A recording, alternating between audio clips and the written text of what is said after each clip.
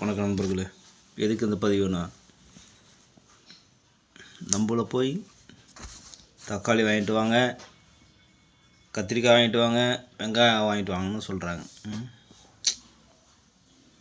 நம்மளே வண்டிக்கு போயிட்டு கஷ்டத்தோடு வந்து படுத்து தூங்குகிறோம். தூங்கும்போது என்ன சொல்கிறாங்க, இது இல்லை அது இல்லைன்றாங்க. இருந்தாலும் மண்ணு கொடுத்தாலும் அதில் ஒரு குறை சொல்கிறாங்க. பாருங்க, கத்திரிக்காய்,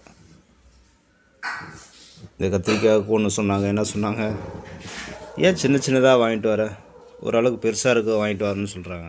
சரி, இது விட்டுரு.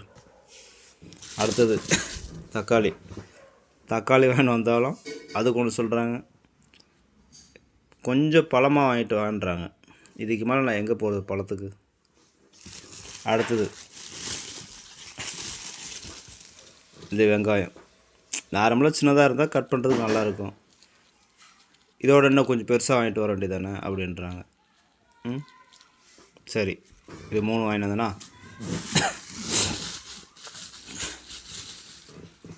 பச்சை மிளகா